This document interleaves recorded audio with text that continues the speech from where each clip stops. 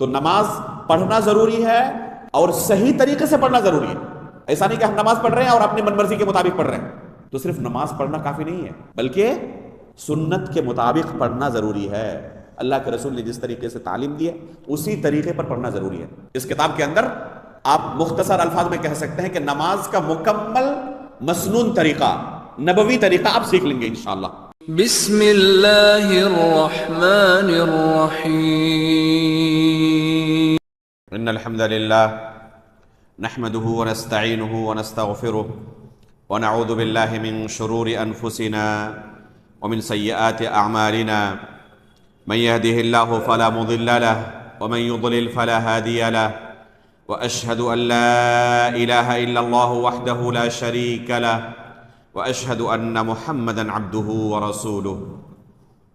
يا ايها الذين امنوا اتقوا الله حق تقاته ولا تموتن الا وانتم مسلمون.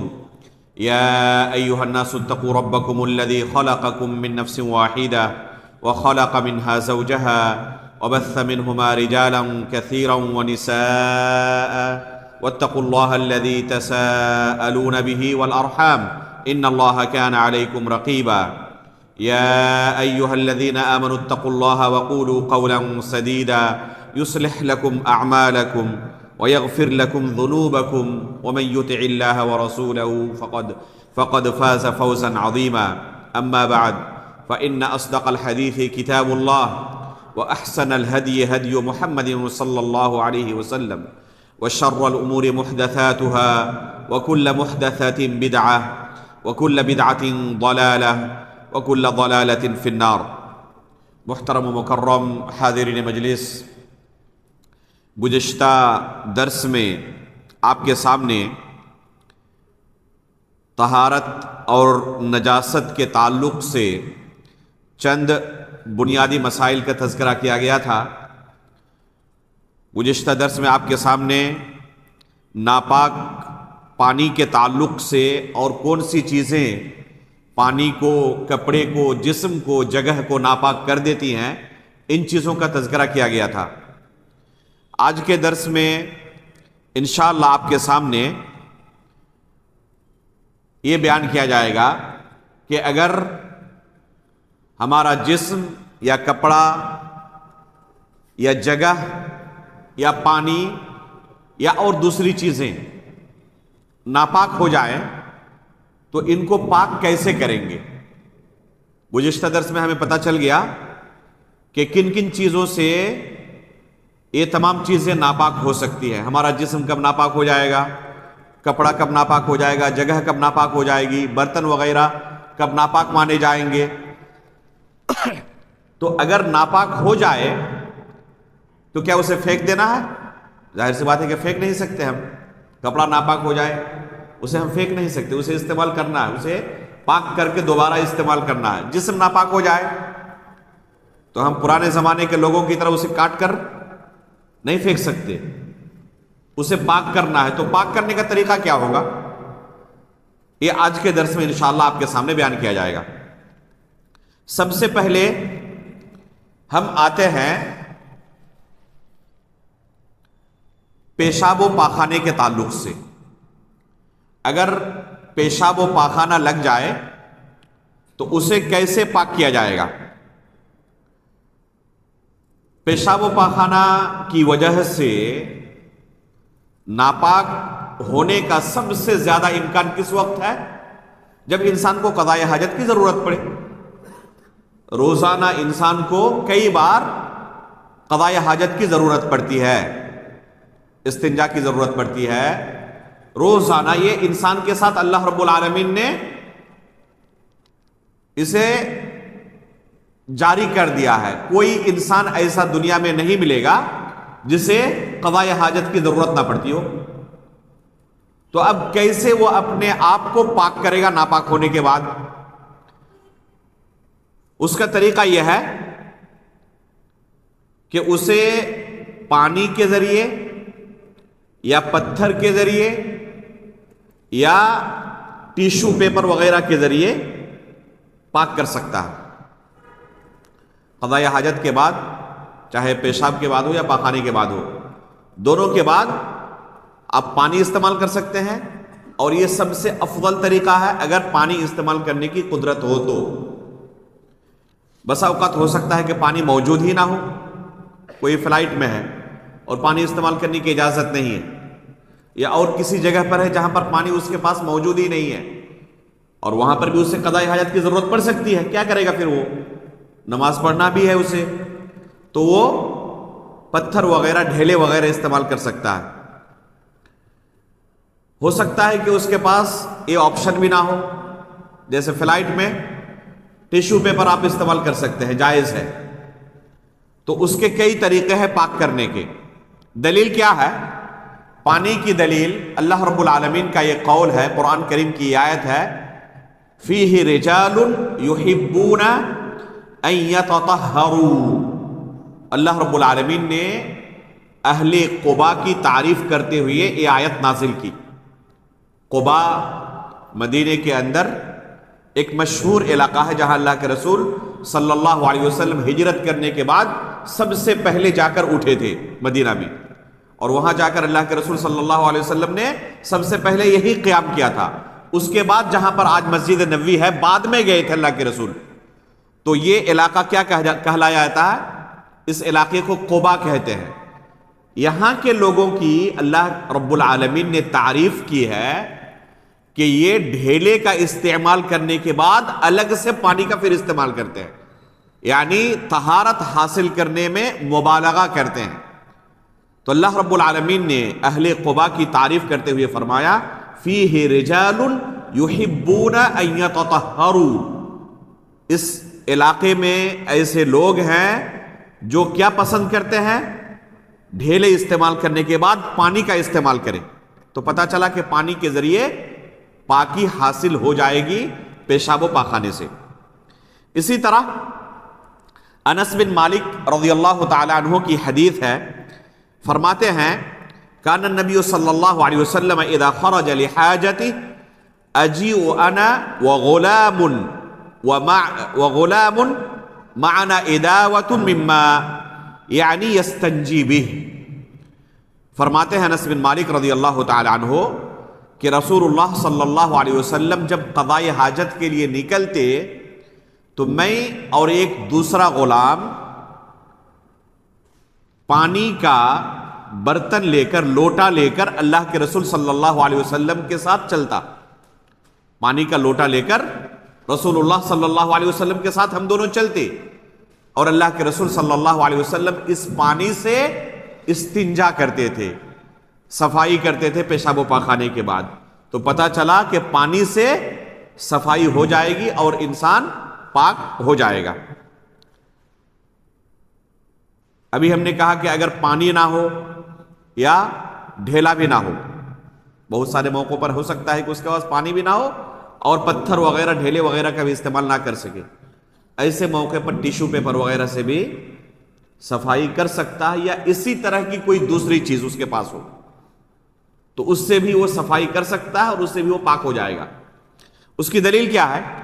اس کی دلیل ابو ہریرہ رضی اللہ تعالیٰ عنہ کی حدیث ہے، فرماتے ہیں، اتبعت النبی صلی اللہ علیہ وسلم وخرج لحاجتی فكان لا يلتفت فدنوت منه فقال ابغني احجارا استنفض بها او نحوه ولا تأتني بعظم ولا روث۔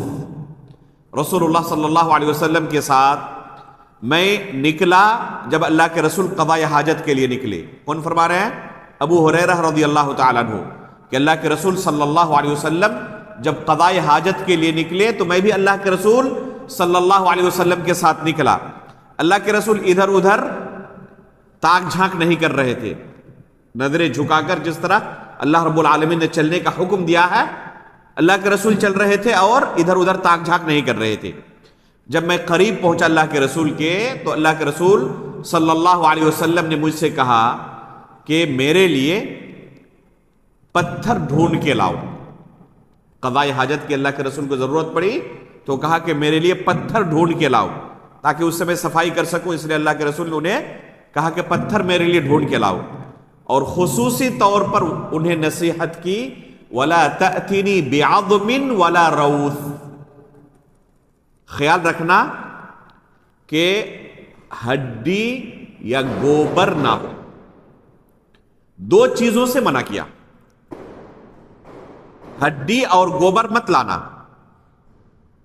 اس لفظ سے علماء نے استدلال کرتے ہوئے کہا ہے کہ ہڈی اور گوبر کے علاوہ اور کسی چیز سے بھی اگر پاکی حاصل کرنا ناجائز ہوتا تو اللہ کے رسول اس کا بھی تذکرہ کرتے.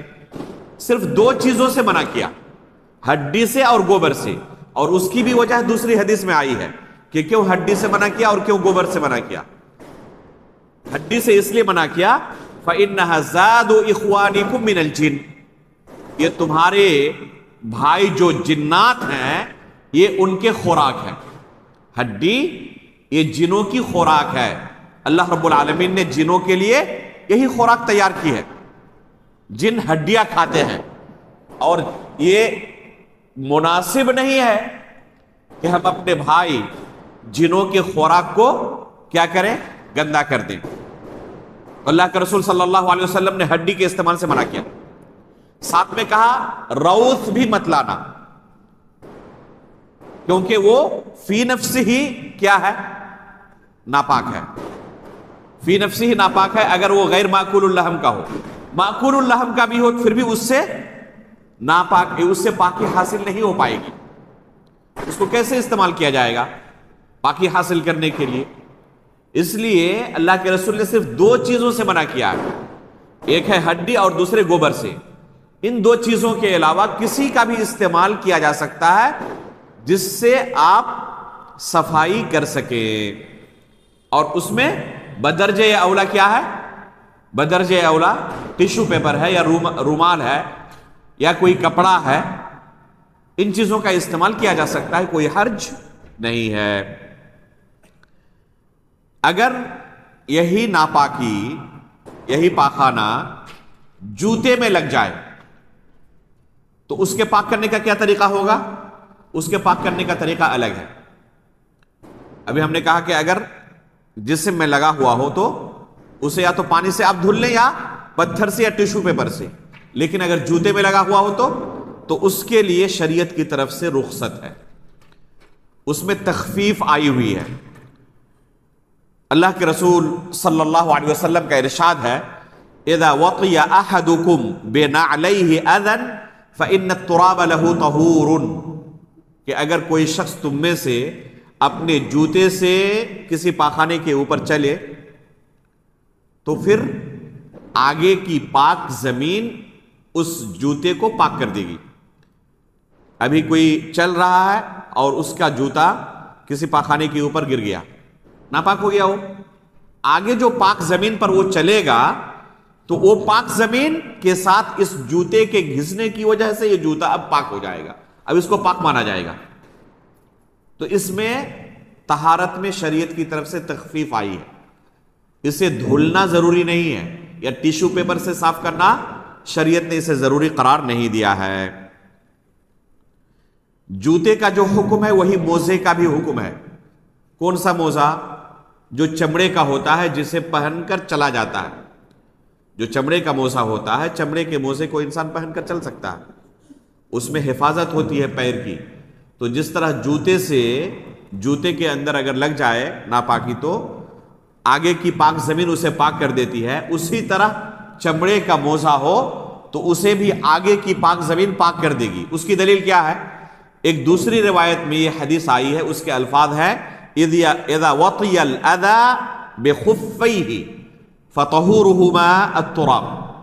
اگر اپنے دونوں موزے سے جو چمڑے کے ہوں کوئی شخص ناپاکی کو روندے تو فطہورہما التراب، پاک زمین، پاک مٹی ان دو موزے کو پاک کر دے گی. تو چاہے جوتا ہو چاہے موزہ ہو، دونوں کو پاک زمین پاک کر دیتی ہے. اگر حیض کا خون لگ جائے، خصوصاً خواتین کے ساتھ یہ مسئلہ زیادہ پیش آ سکتا ہے، بلکہ انہی کے ساتھ اکثر و بیشتر پیش آ سکتا ہے. ہو سکتا ہے کہ شوہر کے کپڑے میں بھی کبھی لگ جائے یا جسم میں لگ جائے. ابو ہریرہ رضی اللہ تعالیٰ عنہ کی حدیث ہے اس سلسلے میں کہ کیسے حیض کے خون سے پاکی حاصل کی جائے. فرماتے ہیں ان خولۃ بنت یسار رضی اللہ عنہا اتت النبی صلی اللہ علیہ وسلم، خولہ بنت یسار رضی اللہ تعالی عنہا رسول اللہ صلی اللہ علیہ وسلم کے پاس تشریف لائی.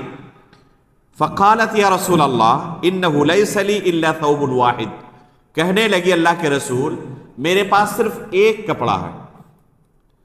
اس طرح تنگ دست ہوتے تھے صحابہ اکرام، کوئی دوسرا کپڑا نہیں ہے، بس ایک کپڑا میرے پاس ہے. وَأَنَا أَحِيضُ فِيهِ، اور اسی کپڑے میں حیض کی حالت میں ہوتی ہوں. فَكَيْفَ أَصْنَعُ، تب میں کیسے پاکی حاصل کروں، کیا طریقہ ہوگا میرے پاک ہونے کا؟ قَالَ إِذَا طَهُرْتِ فَاغْسِلِيهِ ثُمَّ صَلِّ فِيهِ، تو اللہ کے رسول صلی اللہ علیہ وسلم نے اس کا طریقہ سکھایا کہ جب تم حیض سے پاک ہو جاؤ، خون آنا بند ہو جائے تو کیا کرو؟ فَاغْسِلِيهِ ثُمَّ صَلِّ فِيهِ، اسی کپڑے کو دھل لو اور پھر نماز پڑھو. اب کچھ کرنے کی ضرورت نہیں ہے، دھلنے کے بعد پانی سے وہ کپڑا پاک ہو گیا، گرچہ اس کا اثر موجود ہو کوئی حرج نہیں ہے، وہ پاک ہے. فقالت فَإِن لَّمْ يَخْرُجِ الدَّمُ قَالَ يَكْفِيكَ غَسْلُ الدَّمِ وَلَا يَضُرُّكِ أَثَرُهُ. پھر انہوں نے دوبارہ سوال کیا کہ پانی سے دھلنے کے بعد بھی اگر یہ خون نہ نکلے تو کیا کریں؟ تو اللہ کے رسول صلی اللہ علیہ وسلم نے فرمایا یکفیک غسل الدم، تم نے دھل لیا نا پانی سے، اتنا کافی ہے تمہارے لیے. ولا یضرک اثرہ، دھلنے کے بعد ہی اس کا اثر باقی رہ جائے کوئی حرج نہیں. تو شریعت نے اس میں تخفیف دی ہے، شریعت نے اس میں تخفیف دی ہے، اس میں ہلکا عورتوں کے لیے اس معاملے کو رکھا ہے، ان کے لیے سختی نہیں رکھی ہے. ظاہر سی بات ہے کہ اگر خون لگ جائے، آپ دیکھیں اس کو دھلنے کے بعد بھی خون کا اثر کپڑے پر محسوس ہوتا ہے، ایسا لگتا ہے کہ ابھی بھی خون ہے، تو کوئی فرق نہیں پڑتا. آپ نے پانی سے دھل لیا نا، جتنا زائل ہونا تھا، چھوٹنا تھا، چھوٹ گیا ہے، اس کا حصہ ابھی بھی اگر باقی ہے، اثر دکھائی دے رہا ہے خون کا، کوئی حرج نہیں ہے، اب اس میں نماز پڑھ سکتی ہے، اس کپڑے کو اب پاک مانا جائے گا. اس کے بعد ایک مسئلہ ہے کتے کے جھوٹے کے پاک کرنے کا. گزشتہ درس میں بیان کیا گیا تھا کہ کتا نجس عین ہے. کتا اگر برتن میں منہ مار دے، اس سے کچھ کھا لے تو وہ برتن ناپاک ہو جاتا ہے. اس کے پاک کرنے کا شریعت نے جو طریقہ بیان کیا ہے اسی طریقے سے آپ پاک کر سکتے ہیں. اگر آپ نے کہا کہ جس طرح دوسری چیزوں کو ہم پاک کرتے ہیں دھل کر، اسے بھی ایک مرتبہ دو مرتبہ اچھی طرح سے دھل لیں، بہترین صابن سے دھل لیں، کافی ہے؟ کافی نہیں ہے. جو شریعت نے اس کے پاک کرنے کا طریقہ بیان کیا ہے اسی طریقے سے آپ کو پاک کرنا پڑے گا، تب شرعی طور پر اس کو پاک مانا جائے گا. کیا شریعت نے اس کے پاک کرنے کا طریقہ بیان کیا ہے؟ اللہ کے رسول صلی اللہ علیہ وسلم فرماتے ہیں طہور اناء احدکم اذا ولغ فیہ الکلب ان یغسلہ 7 مرات اولاہن بالتراب. اللہ کے رسول صلی اللہ علیہ وسلم فرماتے ہیں کہ تمہارے برتن میں اگر کتا منہ مار دے، برتن سے کچھ کھا لے، تو اس برتن کو پاک کرنے کا طریقہ یہ ہے کہ اسے 7 مرتبہ پانی سے دھلے. اولاہن بالتراب، اور پہلی بار مٹی سے دھلے، پہلی بار مٹی سے، اور کل ملا کر 7 مرتبہ، باقی 6 مرتبہ اس کے بعد پانی سے. 7 مرتبہ دھلنے کے بعد ہی اس برتن کو شرعی طور پر پاک مانا جائے گا. مٹی سے دھلنے کے بعد 3 مرتبہ 4 مرتبہ دھلا تو اس میں کوئی اثر دکھائی نہیں دے رہا ہے. آپ نے جا کر باضابطہ لیب میں چیک کیا، کچھ نہیں ہے اس میں، تب بھی شرعی طور پر اسے پاک نہیں مانا جا سکتا ابھی، کیونکہ اللہ کے رسول نے 7 مرتبہ دھلنے کے لیے کہا. 7 مرتبہ دھلنے کے بعد ہی اس پاک مانا جائے گا. آج کی جدید سائنس بھی کہتی ہے کہ کتے کے منہ میں جو جراثیم ہوتے ہیں، ان جراثیم کو مارنے کے لیے مٹی ہی علاج ہے. مٹی کے اندر جو اللہ رب العالمین نے صفت رکھی ہے، ان جراثیم کو اس مٹی سے ہی ختم کیا جا سکتا. تو دیکھیں شریعت کی طرف سے اللہ رب العالمین نے یہ شریعت نازل کی، یہ حکمت دیکھیں کہ کہ کسی دوسری چیز سے آپ دھلیں تو وہ جراثیم کے اثر باقی رہ جاتے ہیں اور آپ کے لیے وہ نقصان دہ. پاکی بھی حاصل ہوئی اور ساتھ میں صحت کے لیے بھی وہی طریقہ سب سے زیادہ مؤثر ہے. اب آتے ہیں پیشاب کی طرف. اگر پیشاب کپڑے پر لگ جائے یا جسم پر لگ جائے یا زمین پر لگ جائے تو اس کے پاک کرنے کا کیا طریقہ ہے؟ سب سے پہلے چھوٹے بچے کے پیشاب اور بڑے لوگوں کے پیشاب میں فرق ہے.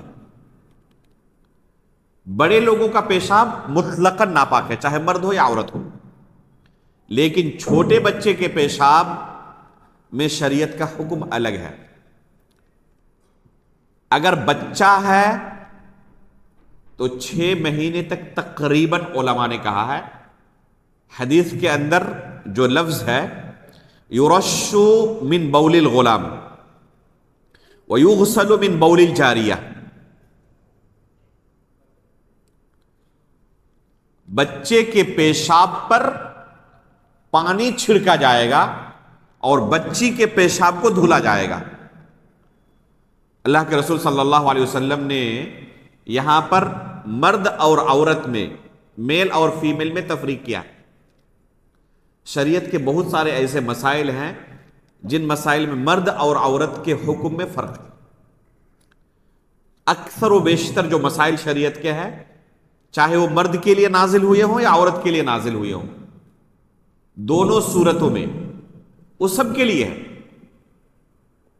اللہ کہ الگ سے کوئی تفریق آئے کہ یہ حکم صرف مرد کے لیے ہے یا یہ حکم صرف عورت کے لیے ہے، تو وہاں پر تفریق کریں گے ہم. تو بعض مسائل ایسے ہیں شریعت کے اندر جن میں شریعت نے تفریق کیا ہے، مرد کا حکم یہ ہے، عورت کا حکم یہ ہے. تو ان میں سے ایک مسئلہ یہ بھی ہے، اگر چھوٹا بچہ یا بچی ہے تو شریعت نے اس میں فرق کیا ہے. اگر چھوٹا بچہ ہے تو اس کے پیشاب پر صرف پانی کا چھینٹا مار دینا کافی ہے، لیکن بچی اگر ہے تو اسے دھلنا پڑے گا. کب تک اس کی عمر ہوگی؟ بعض علماء نے کہا ہے کہ جب تک صرف ماں کا دودھ ہی اس کی اصل غذا ہو، ماں کے دودھ کے علاوہ کسی دوسرے غذا کو قبول نہ کر سکتا ہو. اور عموماً 6 مہینے تک بچہ اس حالت میں ہوتا ہے کہ ماں کے دودھ کے علاوہ کسی دوسرے غذا کو قبول نہیں کر پاتا. تو تحدید 6 مہینے کی کسی حدیث میں نہیں ہے، تقریباً کہا گیا ہے یہ کہ جب تک ماں کا دودھ ہی اس کے لیے اصل غذا ہے تب تک صرف چھینٹا مار دیا جائے اسے پاک ہو جائے گا. ایک حدیث سنیں، ام قیس بنت محسن رضی اللہ تعالی عنہ فرماتی ہیں انہا اتت بابن لها صغیر لم یأکل الطعام،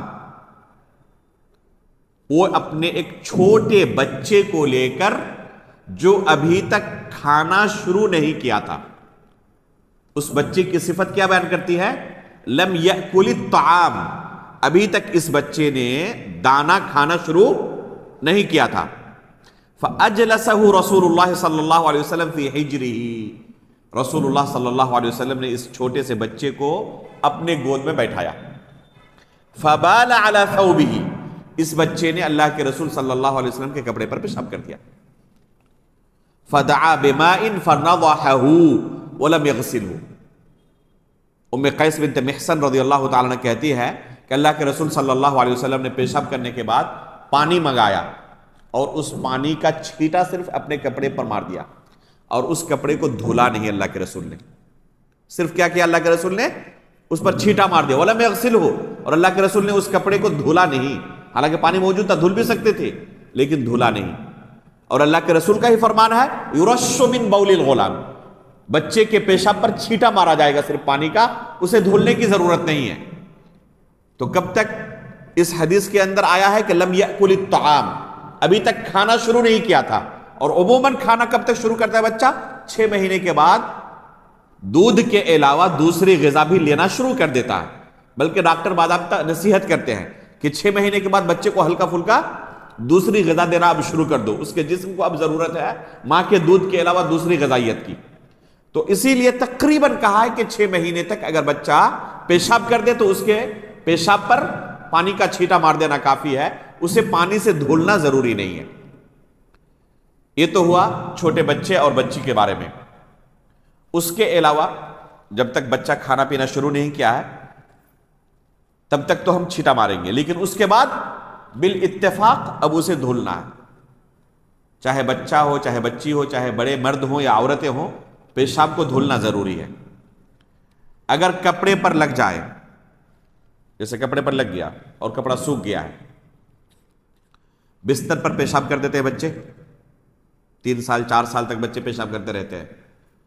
ابھی تو پیمپرس وغیرہ کا انتظام ہے اللہ کے فضل و کرم سے، بہت سارے لوگ معاشی طور پر کمزور ہونے کی وجہ سے پیمپرس وغیرہ کا انتظام نہیں کر پاتے۔ آج بھی گاؤں دیہات کے اندر آپ دیکھیں پیمپرس کے استعمال کرنے کا رواج نہیں ہے، تصور نہیں ہے، تو بچے بستر پر پیشاب کرتے ہیں۔ جس بستر پر پیشاب کر دیا ہے وہ بعد میں سوکھ جاتا ہے، تو سوکھنے کے بعد وہ پاک نہیں ہو جاتا۔ اس فرش پر پیشاب کر دیا مان لیں، یا گدے پر پیشاب کر دیا ہے، صوفے پر پیشاب کر دیا ہے، یا کسی کپڑے پر پیشاب کر دیا ہے، سوکھ جاتا ہے بعد میں، تو سوکھنے کے بعد وہ پاک نہیں ہو جاتا ہے، ناپاک ہی رہتا ہے، وہ ناپاک ہی رہتا ہے۔ البتہ سوکھ جانے کے بعد اگر کوئی اس پر بیٹھے تو ناپاک نہیں ہوگا۔ اس پر کسی نے پیشاب کر دیا، سوکھ گیا ہی، اب اس پر کوئی بیٹھ رہا ہے تو کیا وہ ناپاک ہو جائے گا؟ ناپاک نہیں ہوگا۔ البتہ اس پر نماز نہیں پڑھ سکتے جب تک آپ اس کو نہ دھولیں، جب تک اس کے اثر کو زائل نہ کریں تب تک آپ اس پر نماز نہیں پڑھ سکتے، اسے دھلنا ضروری ہے۔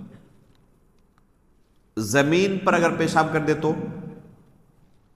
زمین پر پیشاب کر دے تو اس کا مسئلہ الگ ہے، صرف اس میں پانی بہا دے کافی ہے، اور اس کی دلیل گزشتہ درس میں جو حدیث پیش کی گئی تھی آپ کے سامنے، ایک صحابی رسول جو دیہات سے تعلق رکھتے تھے، شہر کی تہذیب و ثقافت سے واقف نہیں تھے، مسجد کے اندر پیشاب کرنا شروع کر دیا۔ صحابہ اکرام نے ڈانٹا، اللہ کے رسول نے منع کیا۔ جب فارغ ہو گئے تو اللہ کے رسول نے ایک ڈول بالٹی پانی طلب کیا اور کیا اس پر صرف بہا دیا۔ بہانے کے بعد بھی تو پیشاب وہیں پر موجود رہا نا، بہانے کے بعد بھی تو وہیں پر موجود رہا، لیکن اب وہ پاک ہے۔ اب اس زمین کو کیا کہا جائے گا؟ وہ زمین پاک ہے۔ رہی بات کہ اگر اس زمین کو ایسے ہی چھوڑ دیا جاتا، اس میں پانی نہیں بہایا گیا ہے، ٹھیک ہے، تو کیا اب وہ زمین پاک ہو سکتی ہے؟ پاک ہو سکتی ہے۔ کب؟ سورج کی شعاعیں یا دھوپ کہہ لیں آپ، دھوپ کی وجہ سے اگر اس کا اثر زائل ہو جائے، جیسے روڈ ہے، راستے ہیں، صحرا ہے، میدان ہے، کتنے لوگ پیشاب و پاخانہ کرتے ہیں، دھوپ کی وجہ سے اس کا اثر بالکل زائل ہو جاتا ہے۔ آپ کسی میدان میں ہیں، ٹھیک ہے، نماز کا وقت ہو گیا، آپ کو تیمم کی ضرورت پڑ گئی، آپ کنفرم نہیں کہہ سکتے کہ یہاں پر کسی نے کبھی پیشاب کیا تھا نہیں کیا تھا، ہو سکتا ہے کہ کبھی 2-4 سال پہلے کسی نے پیشاب پاخانہ کیا ہو، ابھی اس کا اثر ہے کوئی اثر نہیں ہے، دھوپ سے اس کا اثر کیا ہو چکا ہے؟ ختم ہو چکا ہے، زائل ہو چکا ہے۔ اب وہ زمین پاک ہے، اب وہ زمین کیا ہے؟ پاک ہے، اگر دھوپ سے اس کا اثر زائل ہو جائے تو یہ ہے اس کے پاک کرنے کا طریقہ ایک۔ اگر گندگی کپڑے کے جھالر میں لگ جائے، خواتین کے ساتھ یہ معاملہ خاص ہے، خواتین کے لیے حکم ہے کہ وہ ٹخنے سے نیچے کپڑے کو رکھے، اور مردوں کے لیے کیا حکم ہے؟ ٹخنے سے اوپر کپڑے کو رکھے۔ ٹخنے سے نیچے جیسے کپڑے کو رکھیں گی اور زمین پر چل رہی ہوں تو ظاہر سے بات ہے کہ زمین میں وہ ساری گندگیاں ہوتی ہیں، تو وہ کپڑا تو ناپاک ہو جائے گا۔ تو اس کے پاک کرنے کا طریقہ کیا ہے؟ آگے جو پاک زمین پر وہ چلے گی، اس پاک زمین سے اس کپڑے کے گھسنے کی وجہ سے یہ کپڑا پاک ہو جائے گا۔ جیسے جوتے کے بارے میں اور موزے کے بارے میں ہم نے ابھی کہا نا کہ آگے کی پاک زمین اسے پاک کر دیتی ہے، اسی خواتین کا اسی طرح خواتین کا جو کپڑا زمین سے گھسٹ رہا ہے اور اس وجہ سے ناپاک ہو گیا تو آگے کی پاک زمین اس کپڑے کو پاک کر دے گی. اس کی دلیل کیا ہے؟ اس کی دلیل ام ولد ابراہیم بن عبد الرحمن بن عوف کی ایک ام ولد تھی. انہوں نے ام سلمہ رضی اللہ تعالی عنہا سے پوچھا انی امرأۃ اطیل ذیلی وامشی فی المکان القذر. انہوں نے ام سلمہ رضی اللہ تعالی عنہا سے کہا کہ میں کافی زیادہ گھسیٹ کر کپڑے کو رکھتی ہوں اور چلتی ہوں. میرے جھالر جو ہوتے ہیں کپڑے کے کافی لمبے ہوتے ہیں اور زمین پر گھسٹتے رہتے ہیں اور اسی طرح کے کپڑے سے میں زمین پر چلتی رہتی ہوں. یہاں تک کہ میرا گزر نہ گندگی کی جگہ سے بھی ہوتا ہے. کوئی جگہ گندی ہے، ناپاک ہے، اور اس گندی اور ناپاک جگہ سے بھی میرا گزر ہوتا ہے. تو ظاہر سی بات ہے کہ کپڑے اگر بہت زیادہ لمبے ہیں تو کنفرم ناپاک ہو جائیں گے. اب کیا کروں؟ تو ام سلمہ رضی اللہ تعالیٰ عنہ نے جواب میں کیا کہا؟ قال رسول اللہ صلی اللہ علیہ وسلم یطہرہ ما بعدہ. ام سلمہ رضی اللہ تعالیٰ عنہ نے جواب میں کہا کہ اللہ کے رسول صلی اللہ علیہ وسلم کی حدیث ہے، اللہ کے رسول صلی اللہ علیہ وسلم کا فرمان ہے کہ آگے کی جو پاک زمین ہوگی اس پاک زمین پر چلنے کی وجہ سے اس کپڑے میں جو ناپاکی لگ گئی تھی وہ زمین پاک کر دے گی. تو جو جوتے کے بارے میں بیان کیا گیا وہی حکم اس کپڑے کا بھی ہے، لیکن یہ خواتین کے ساتھ خاص ہے، مردوں کے ساتھ نہیں. مردوں کے لیے جائز ہی نہیں ہے کہ ٹخنے سے نیچے اپنے کپڑے کو لٹکائے. یہ کبیرہ گناہ میں سے ہے، بلکہ اسے کہتے ہیں گناہ بے لذت. کپڑے کو ٹخنے سے نیچے لٹکانے میں کوئی لذت ملتی ہے؟ دوسری گناہیں ایسی ہیں جن میں کچھ نہ کچھ لذت ہے. جیسے کوئی شخص چوری کرے، مال ملے گا، لذت ہے. شراب پیے، گناہ ہے لیکن لذت بھی ساتھ میں ہے. زنا میں لذت ہے، اور دوسرے گناہوں میں لذت اللہ نے رکھی ہے، اس لیے شیطان بہکانے میں کامیاب ہو جاتا ہے. لیکن یہ ایسا گناہ ہے اور کبیرہ گناہ ہے جس میں کوئی لذت نہیں. تو اس کے بارے میں کہتے ہیں مشائخ کہ گناہ بے لذت ہے. یہ سخت گناہ ہے اور کوئی لذت نہیں، بس کبر کی وجہ سے، تکبر کے اظہار کی وجہ سے انسان کیا کرتا ہے، اس طرح کے کبیرہ گناہ میں ملوث ہو جاتا ہے. تو شرعاً جائز ہی نہیں ہے کسی مرد کے لیے کہ ٹخنے سے نیچے کپڑے کو لٹکائے. اس کے بعد آتے ہیں ہم ودی اور مدی کی طرف. گزشتہ درس میں بیان کیا گیا تھا ودی کسے کہتے ہیں، مدی کسے کہتے ہیں. پیشاب کے بعد جو گاڑھا مادہ نکلتا ہے پیشاب کے راستے سے اسے ودی کہتے ہیں. یہ ناپاک ہے، گزشتہ درس میں کہا گیا تھا. اور مدی کے بارے میں بھی کہا گیا تھا کہ ناپاک ہے، جو شہوت کے ساتھ نکلتا ہے. ان دونوں سے پاک کرنے کا طریقہ کیا ہے؟ اگر پیشاب کے بعد نکلا ہے تو اسے پانی سے دھلنا پڑے گا، اسے پانی سے دھلنا پڑے گا. اور اگر شہوت کے ساتھ نکلا ہے جسے مذی کہتے ہیں تو اسے بھی پانی سے دھلنا پڑے گا. البتہ کپڑے میں لگا ہوا ہو تو اس میں شریعت کی طرف سے تخفیف ہے. جسم میں لگا ہوا ہو، جیسے پیشاب کے راستے میں لگا ہوا ہوگا، اس کے آس پاس کی جگہوں پر بھی لگنے کا امکان ہے، تو جسم میں لگا ہوا ہو تو اسے پانی سے دھلنا پڑے گا، چاہے مذی ہو چاہے ودی ہو. جسم میں لگا ہو تو اسے کیا کرنا پڑے گا؟ پانی سے آپ کو دھلنا پڑے گا، تبھی وہ پاک ہوگا. لیکن کپڑے میں لگا ہوا ہو تو اس میں تخفیف ہے، اس میں پانی سے دھلنا شرط نہیں ہے، اس میں صرف پانی کا چھینٹا مار دے کافی. دلیل کیا ہے اس کی؟ سہل بن حنیف رضی اللہ تعالیٰ عنہ کی حدیث اس مسئلے کے لیے دلیل ہے. فرماتے ہیں انہوں نے اللہ کے رسول صلی اللہ علیہ وسلم سے پوچھا، یا رسول اللہ کیف بما یصیب ثوبی من، اللہ کے رسول اگر میرے کپڑے میں یہ لگ جائے تو کیسے میں اسے پاک کروں؟ تو اللہ کے رسول صلی اللہ علیہ وسلم نے جواب میں کہا، یکفیک ان تأخذ کفا مما فَتَنْضَحُ بِهِ ثَوْبَكَ حَيْثُ تَرَى أَنَّهُ أَصَابَ مِنْهُ۔ اللہ کے رسول صلی اللہ علیہ وسلم نے جواب میں کہا کہ ایک چلو پانی لو اور جہاں پر کپڑے میں تمہیں لگ رہا ہے کہ یہاں پر لگا ہوا، وہاں پر تم کیا کرو؟ چھینٹا مار دو۔ اتنا کرنا، چھینٹا مار دینا تمہارے لیے کافی ہوگا، اور اس سے تمہارا کپڑا پاک ہو جائے گا۔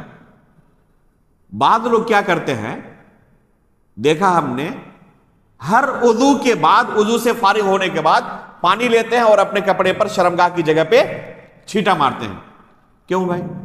کہ ہم نے دوسرے کو دیکھا نا اس طرح کرتے ہوئے، تو ہم نے سمجھا کہ ضروری ہے۔ یہ کس کے لیے ہے؟ یہ خاص ہے اس شخص کے لیے جس کے کپڑے میں مزی یا ودی لگا ہوا ہو، اس کے لیے یہ حکم ہے۔ وضو کے بعد ہر بندے کے لیے حکم نہیں ہے۔ ایک بندہ پاک ہے، اس کا کپڑا پاک ہے، نیا کپڑا پہن کے آیا ابھی، وہ بھی یہ سمجھ رہا ہے دوسروں کی دیکھا دیکھی کہ وضو کے بعد کپڑے پر چھینٹا مارنا ضروری ہے۔ یہ صرف کس کے لیے ہے؟ جس کے کپڑے میں وہ دیکھ رہا ہے کہ لگا ہوا ہے وضی یا مزی یا ودی، تو بس اس کے لیے ہے کہ وہ چھینٹا مار دے تو اس سے کپڑا پاک ہو جاتا ہے۔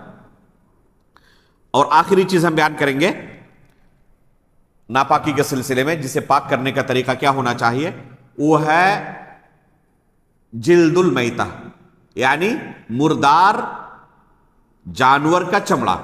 گزشتہ درس میں کہا گیا تھا کہ اگر کوئی جانور بذات خود مر جائے تو کیا ہو جاتا ہے؟ وہ ناپاک ہو جاتا ہے۔ تو اس چمڑے کو کیسے آپ پاک کریں گے؟ اس چمڑے کے پاک کرنے کا بس شرعی طریقہ یہ ہے کہ اس کو دباغت دی جائے، دباغت سے وہ چمڑا پاک ہو جائے گا۔ دباغت کہتے ہیں کس کو ہے؟ ایک پروسیس ہوتا ہے اس چمڑے سے استفادے کا۔ آپ نے دیکھا ہوگا کہ لوگ کیا کرتے ہیں، چمڑا نکالنے کے بعد جانور کے جسم سے اس کے بال کو نکالتے ہیں، اس میں کیمیکل لگاتے ہیں، نمک وغیرہ اور بہت ساری چیزیں، جس سے اس چمڑے کو استعمال کے قابل بنایا جاتا ہے۔ مختلف چیزوں میں اس کا استعمال ہوتا ہے، بیگ بناتے ہیں، جوتے بناتے ہیں، فرش بناتے ہیں، اور بہت ساری چیزوں میں چٹائی کے طور پر استعمال کرتے ہیں، بہت ساری چیزوں میں استعمال کرتے ہیں۔ تو اصلی صورت میں اس کو استعمال کر سکتے ہیں آپ؟ نہیں کر سکتے۔ اس کو آپ استعمال کے لائق جو بناتے ہیں، تو اس پروسیس کو دباغت کہتے ہیں عربی میں۔ تو یہ دباغت سے وہ چمڑا پاک ہو جاتا ہے۔ جو دباغت کا آپ نے عمل اس کے ساتھ کیا، تو اس دباغت کے عمل سے وہ ناپاک چمڑا اب پاک ہو گیا۔ ایک تو ہے ذبح کیا جانور کو، تو وہ ایسے ہی پہلے سے پاک ہے، وہ ایسے ہی پہلے سے کیا ہے؟ پاک ہے۔ اسی چمڑے پر اگر کوئی شخص بغیر دباغت کے نماز پڑھ لے، کوئی حرج نہیں ہے، جائز ہے نماز پڑھنا۔ لیکن ایسا جانور جو بذات خود مر گیا، اس کے جسم سے چمڑے کو نکالا گیا، جائز ہے اس چمڑے سے فائدہ اٹھانا، اس چمڑے سے فائدہ اٹھانا جائز ہے۔ ایک ام المؤمنین کی ایک بکری مر گئی اپنے آپ، تو ناپاک ہو گئی۔ اللہ کے رسول صلی اللہ علیہ وسلم نے فرمایا هل انتفعتم بإهابها، اس کے چمڑے سے فائدہ کیوں نہیں اٹھاتے؟ تو انہوں نے کہا اللہ کے رسول یہ مردہ ہے، یہ کیسے ہم اس کو فائدہ اٹھا سکتے ہیں؟ یہ تو ناپاک ہے نا، جائز نہیں ہے اس کا استعمال کرنا۔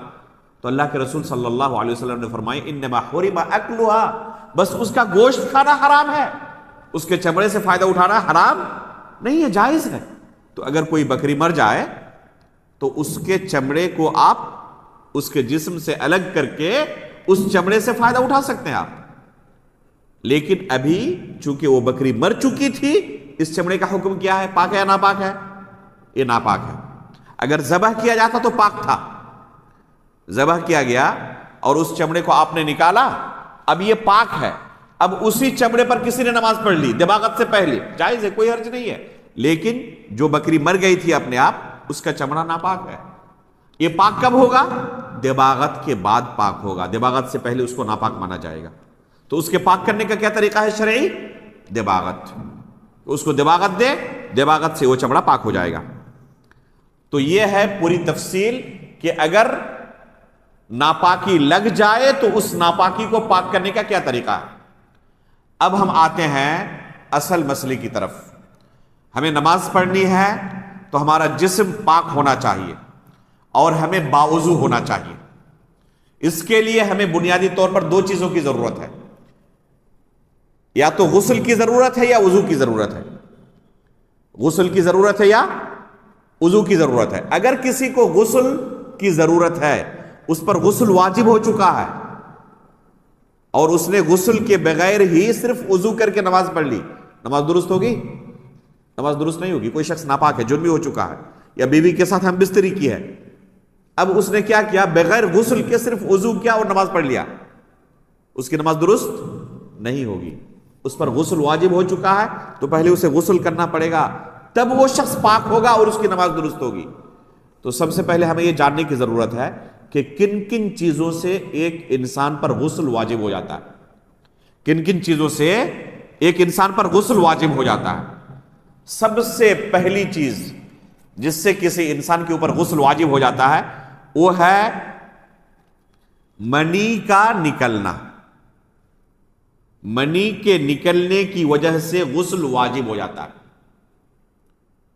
چاہے کسی بھی طرح منی نکلے، اگر منی کا خروج ہوا ہے تو غسل واجب ہو جاتا ہے، چاہے نیند کی حالت میں ہو چاہے بیداری کی حالت میں ہو، چاہے مرد سے نکلا ہو یا عورت خاتون سے نکلا ہو، دونوں صورت میں غسل واجب ہو جاتا ہے۔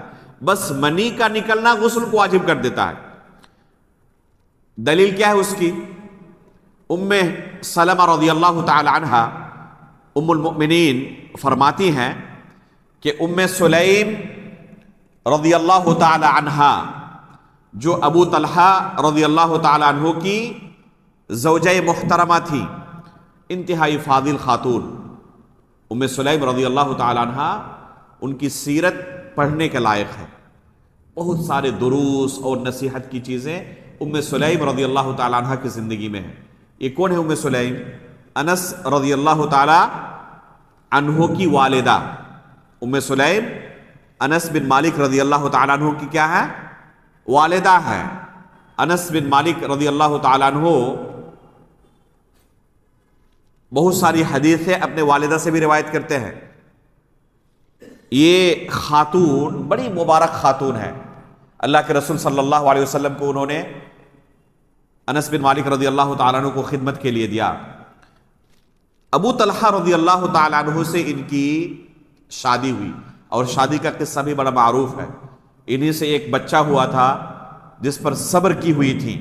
سفر پر گئے ابو طلحہ رضی اللہ تعالیٰ عنہ، بعد میں جب واپس آئے تو بچے کی وفات ہو چکی تھی اور اپنے شوہر کو خبر نہیں کیا، ہم بستری کی، بعد میں اپنے شوہر کو خبر کرتی ہے۔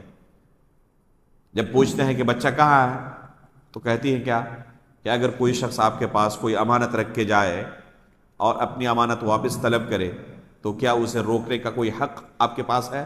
کہ بالکل نہیں، کیونکہ اللہ رب العالمین نے بچے کو ہمارے پاس امانت کے طور پر رکھا تھا، اس نے اپنی امانت واپس لے لی۔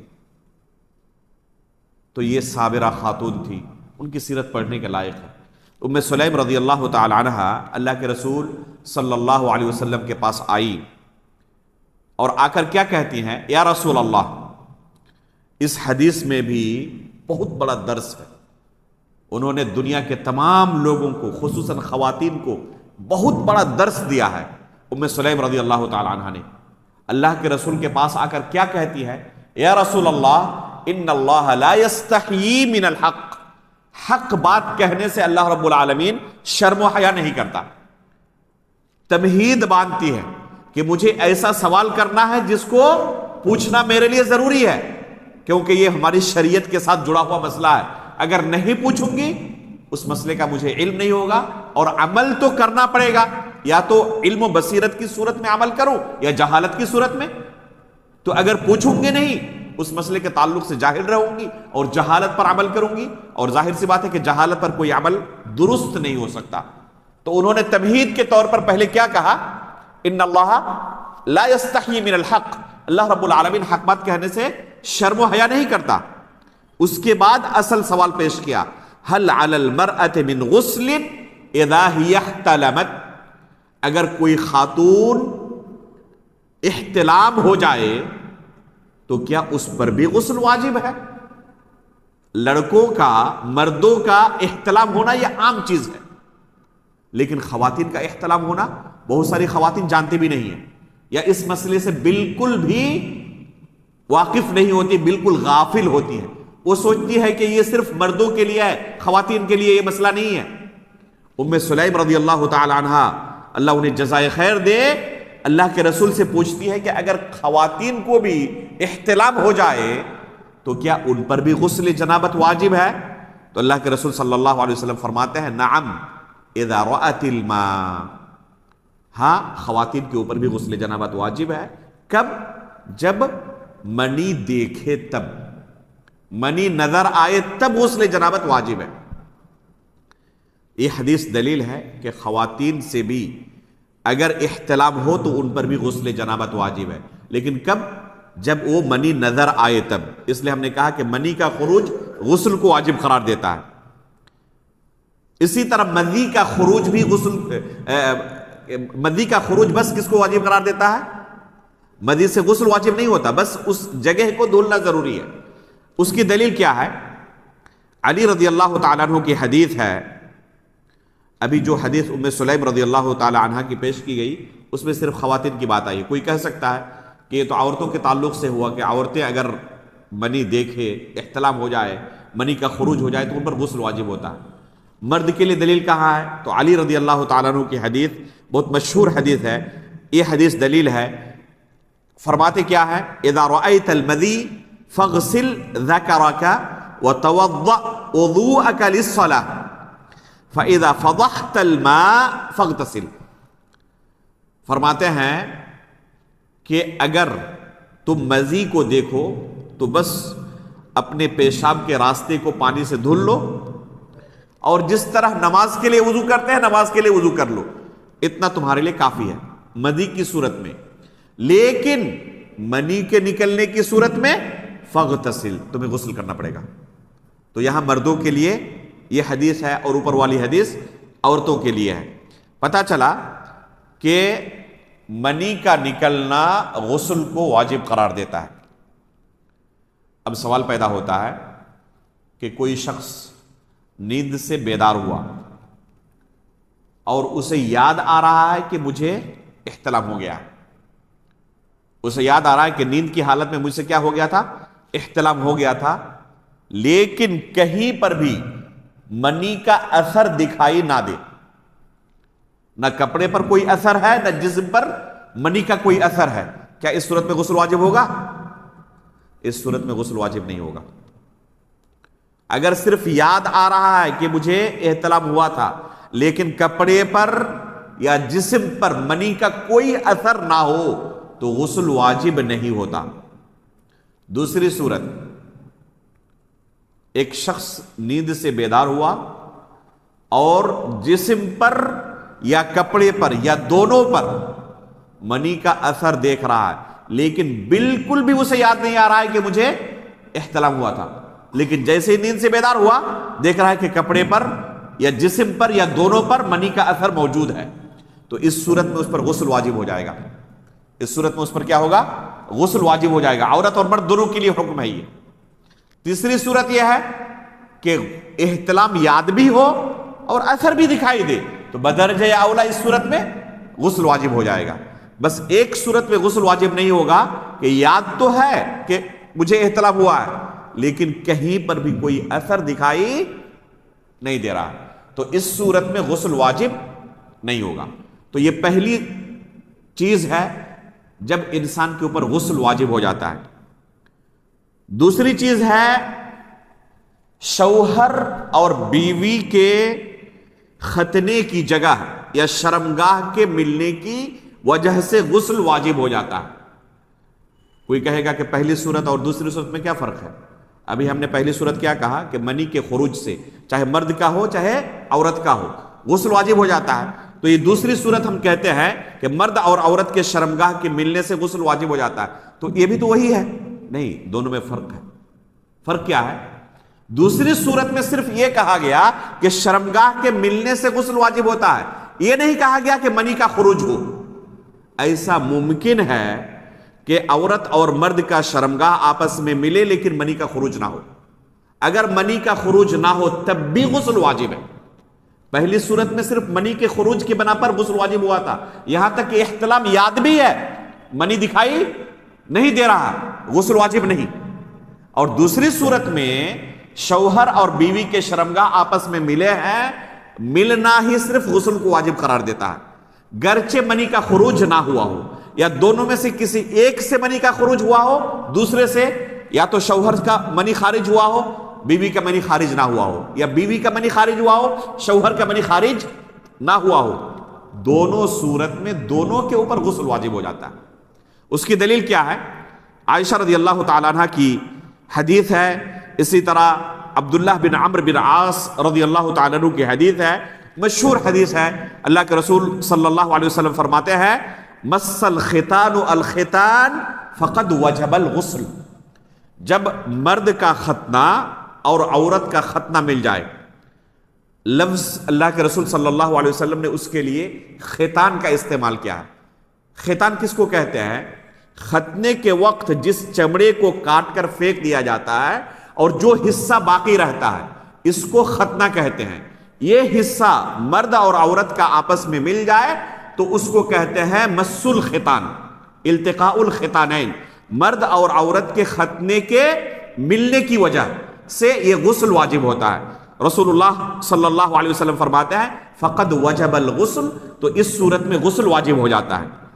عمرو بن شعیب رضی اللہ تعالیٰ عنہ، عمرو بن شعیب رحمہ اللہ اپنے والد سے اور وہ اپنے دادا سے روایت کرتے ہیں، یعنی عبداللہ بن عمرو بن عاص رضی اللہ تعالیٰ عنہ روایت کرتے ہیں، فرماتے ہیں کہ رسول اللہ صلی اللہ علیہ وسلم نے فرمایا اذا التقى الختانان وتوارت الحشفة فقد وجب الغسل، جب میاں بیوی دونوں کے ختنے کی جگہ مل جائے، دونوں کے شرمگاہ مل جائے اور پیشاب کے راستے کا مرد کا اگلا حصہ بیوی کے شرمگاہ میں داخل ہو جائے، فقد وجب الغسل، تو اس صورت میں غسل واجب ہو جاتا ہے۔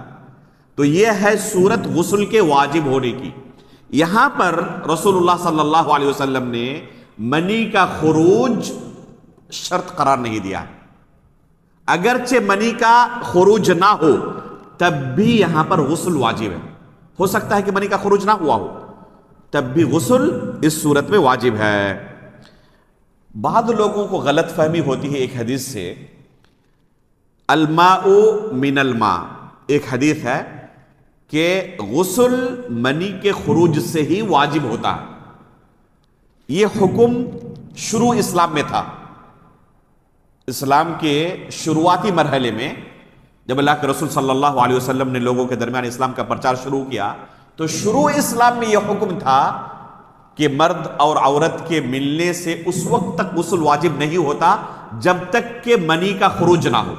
یہ شروع اسلام میں حکم تھا، لیکن بعد میں اس حکم کو منسوخ قرار دیا گیا اور نیا حکم شریعت کی طرف سے یہ آیا کہ شوہر اور بیوی کے صرف ختنے کی جگہ کے مل جانے سے ہی غسل واجب ہو جاتا ہے، گرچہ منی کا خروج نہ ہوا ہو۔ دونوں میں سے ایک، کسی کا بھی منی کا خروج نہ ہو یا دونوں میں سے ایک کا منی خارج ہو دوسرے کا خارج نہ ہو، دونوں صورت میں دونوں کے اوپر غسل واجب ہو جاتا ہے۔ امام نووی رحمہ اللہ فرماتے ہیں وَعْلَمْ أَنَّ الْأُمَّةَ مُجْتَمِعَةٌ الْآن عَلَى وُجُوبِ الْغُسْلِ بِالْجِمَاعِ وَإِن لَّمْ يَكُن مَّعَهُ إِنزَالٌ۔ یہ مسئلہ جو ہم نے ابھی ذکر کیا نا، خصوصی طور پر یہ کہ منی کا خروج نہ ہو اور شوہر اور بیوی کے شرمگاہ آپس میں مل جائے تو اس سے غسل واجب ہو جاتا ہے، یہ کوئی مختلفی مسئلہ نہیں ہے، متفق علیہ مسئلہ ہے۔ امام نووی رحمہ اللہ نے اس بارے میں اجماع نقل کیا ہے کہ تمام علماء کا اس بارے میں اجماع ہے، کوئی اختلاف نہیں، شوہر اور بیوی کا شرمگاہ آپس میں مل جائے گرچہ انزال نہ ہو تب بھی غسل واجب ہو جاتا ہے۔ بہت سارے لوگوں کو یہ مسئلہ معلوم نہیں ہوتا اور بہت سارے لوگ یہی غلط فہمی پالے ہوئے ہیں کہ جب تک انزال نہ ہو غسل تو واجب نہیں ہوتا، اور اس بنا پر بہت سارے لوگ اگر کبھی انزال نہ ہو تو غسل نہیں کرتے اور بغیر غسل کے نماز پڑھ لیتے ہیں۔ یہ درست نہیں ہے، جائز نہیں ہے، گرچہ انزال نہ ہو، اگر میاں بیوی کے شرمگاہ آپس میں ملے ہیں غسل واجب ہو جاتا ہے۔ تیسری چیز جس سے غسل واجب ہوتا ہے وہ ہے خواتین کے تعلق سے، خصوصی طور پر اس کا تعلق مرد سے نہیں ہے۔ وہ کیا مسئلہ ہے؟ حیض کا خون یا نفاس کا خون رک جائے اور خاتون پاک ہو جائے، حیض سے ہو یا نفاس سے ہو۔ نفاس کا خون کسے کہتے ہیں؟ ولادت کے بعد، بچے کی پیدائش کے بعد جو خون آتا ہے اس کو نفاس کہتے ہیں۔ اور ماہواری کے طور پر ہر ماہ اللہ رب العالمین نے خواتین کے لیے جو مقدر کر دیا ہے، جو خون آتا ہے اس کو حیض کہتے ہیں، جسے مینس کہتی ہیں ہمارے یہاں خواتین۔ تو یہ مینس کا خون ہو یا نفاس کا خون ہو، یہ دونوں جب آنا بند ہو جائے، رک جائے، تو اس صورت میں خاتون پر غسل واجب ہو جاتا ہے۔ اگر غسل نہ کرے تو گنہگار ہے۔ وہ کب تک نماز روزہ نہیں رکھ سکتی؟ جب تک غسل نہ کرے۔ پاک ہو چکی ہیں لیکن غسل کے بعد ہی نماز روزہ ادا کر سکتی ہے۔ اس سے پہلے اگر نماز پڑھ لے تو گرچہ وہ پاک ہو چکی ہے، خون کا آنا بند ہو چکا ہے، نماز درست نہیں ہے، الا کہ مجبوری ہو، کوئی غسل نہ کر سکے، پانی کا استعمال نہ کر سکے۔ انشاءاللہ تیمم کا جب مسئلہ ہم بیان کریں گے تو وہاں پر بیان کریں گے کن کن صورتوں میں آپ تیمم کر سکتے ہیں انشاءاللہ۔ تو اصل یہ ہے کہ اسے غسل کرنا ہے، تو چاہے غسل کرے چاہے تیمم کرے، دونوں صورت میں تیمم یا غسل کے بعد ہی وہ پاک مکمل طور پر مانی جائیں گی، اور اس کے بعد ہی اس کے لیے نماز پڑھنا، روزہ رکھنا اور شوہر سے ملنا جائز ہوگا۔ اس کی دلیل مشہور آیت ہے، يسألونك عن المحيض قل هو أذى فاعتزلوا النساء في المحيض ولا تقربوهن حتى يطهرن فإذا تطهرن فأتوهن من حيث أمركم الله۔ تطہرنا کا جملہ جو ہے یہ اس بات کی دلیل ہے کہ غسل کے بعد ہی وہ شوہر کے لیے جائز ہوتی ہے، اور پھر اس کے لیے نماز روزہ وغیرہ حلال ہوتا ہے، جائز ہوتا ہے، اس سے پہلے جائز نہیں ہے۔ اللہ کے رسول صلی اللہ علیہ وسلم نے فاطمہ بنت ابی حبیش رضی اللہ تعالی عنہا کو فرمایا تھا فَإِذَا أَقْبَلَتِ الْحَيْضَ فَدَعِ الصَّلَاةَ وَإِذَا أَدْبَرَتْ فَاغْتَسِلِي وَصَلِّي۔ جب حیض آئے تو نماز چھوڑ دو، نماز نہیں پڑھ سکتی، اور جب حیض کا آنا بند ہو جائے تو اللہ کے رسول نے کیا کہا؟ فَاغْتَسِلِي وَصَلِّي، پہلے غسل کرو اس کے بعد نماز پڑھو۔ تو صرف حیض کا خون آنا بند ہو جائے کافی نہیں ہے نماز کے لیے، پہلے غسل واجب ہے، غسل کرے گی اس کے بعد نماز پڑھے گی۔ یہی مسئلہ روزے کا بھی ہے۔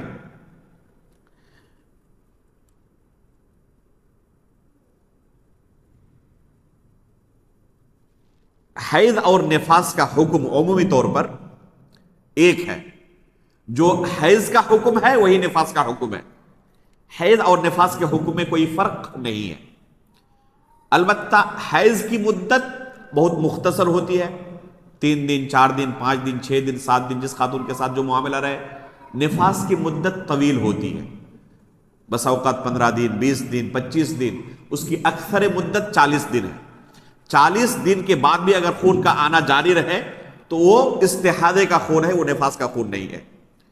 اب اس کے بعد وہ غسل کرے گی اور پھر نماز روزہ شروع کر دے گی 40 دن کے بعد۔ تو یہ تیسری چیز ہے جس سے غسل واجب ہو جاتا ہے۔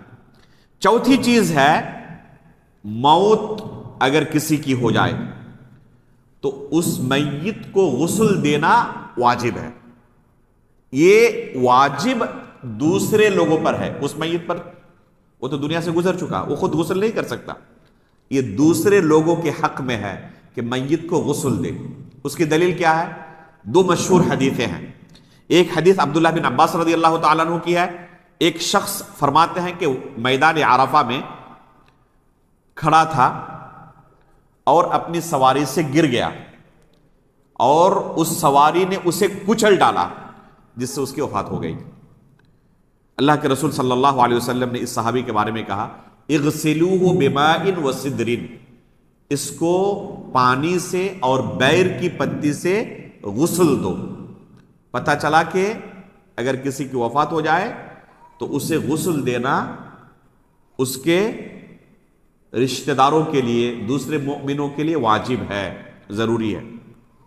دوسری حدیث ام عطیہ رضی اللہ تعالی عنہ کی ہے، فرماتی ہیں کہ جب اللہ کے رسول صلی اللہ علیہ وسلم کی بیٹی کی وفات ہوئی، اللہ کے رسول ہمارے پاس آئے اور اللہ کے رسول نے حکم دیا اغسلنها ثلاثا او خمسا او اکثر من ذلك ان رأيتن ذلك بماء وسدر، اسے 3 مرتبہ یا 5 مرتبہ یا اس سے بھی زیادہ اگر ضرورت محسوس ہو تو غسل دو۔